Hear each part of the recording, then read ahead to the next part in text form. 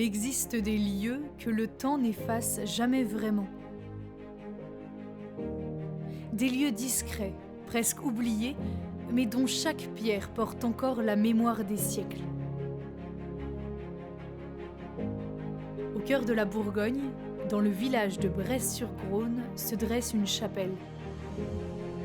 Silencieuse, fragile et toujours debout. Et depuis près de 9 siècles, elle traverse le temps.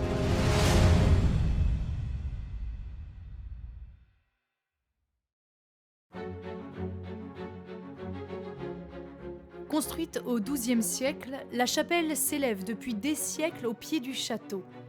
En 1263, Guillaume de Bresse fonde ici l'église paroissiale, située au pied du château. Elle est alors au cœur de la vie du village. Et pendant des siècles, c'est dans cet édifice que se rassemblent les habitants. C'est un lieu de vie, un lieu où le quotidien rencontre le sacré. Mais au XIXe siècle, le village s'agrandit, l'église devient trop petite. Une nouvelle église néo-gothique est construite, plus vaste, plus adaptée. L'ancienne chapelle change alors de destin. Acquise par le comte de Murat, elle est profondément transformée. Sa nef est détruite. Seule une partie de l'édifice est conservée, le chœur, le transept et le clocher roman. Autour de ces éléments anciens, une restauration est menée vers 1860, dans un style néo-lombard inspiré de l'architecture d'origine. Un porche est ajouté, une abside semi-circulaire reconstruite. Les vitraux, réalisés par l'atelier Dideron, viennent compléter l'ensemble. À l'intérieur, les décors peints du XIXe siècle prennent place, notamment dans la coupole de l'abside.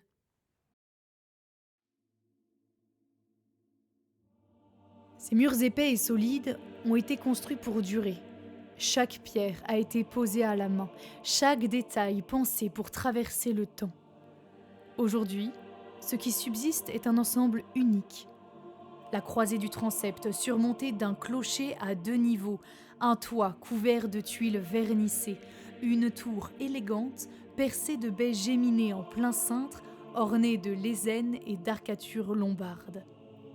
Une architecture à la fois sobre et raffinée, typique de l'art roman bourguignon et réinterprétée au XIXe siècle. Cette chapelle est également placée sous la protection de Saint Louis, roi de France. Dès l'entrée, une statue équestre rappelle la figure du souverain. Puis, les fleurs de lys apparaissent dans les mosaïques au sol. Et levant les yeux, le regard se pose sur la voûte, inspirée de celle de la Sainte Chapelle.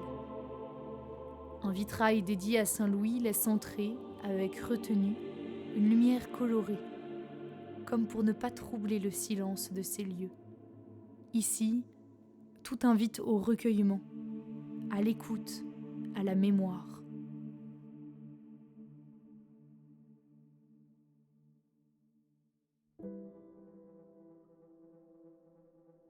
Mais le temps, lui, n'oublie rien. Aujourd'hui, cet édifice est en danger.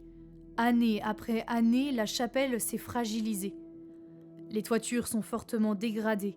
Les infiltrations d'eau se multiplient, fragilisant la charpente et les maçonneries. Les fissures apparaissent, l'humidité s'installe, la pierre s'effrite. Les décors intérieurs, notamment les fresques, sont directement menacés.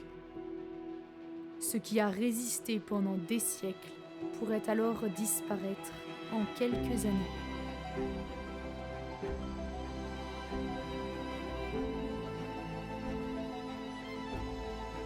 Pourtant, rien n'est perdu. Aujourd'hui, un projet de restauration existe. Priorité est donnée à la sécurisation de l'édifice. La flèche, le clocher et le porche doivent être restaurés en premier lieu.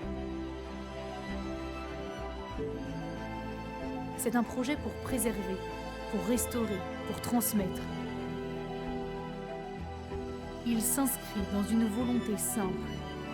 Redonner vie à la chapelle, c'est redonner vie à une part de notre histoire.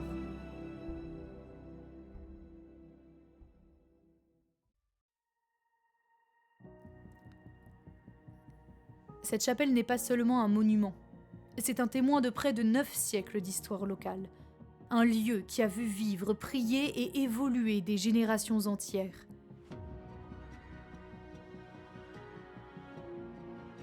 Ce lieu ne demande qu'une chose, ne pas être oublié. Et aujourd'hui, son avenir dépend de nous. Ensemble, nous pouvons protéger ce patrimoine. Ensemble, nous pouvons faire en sorte que cette chapelle continue à traverser les siècles. La restaurer, c'est préserver un héritage, c'est transmettre une mémoire et permettre à ce lieu de continuer à traverser le temps.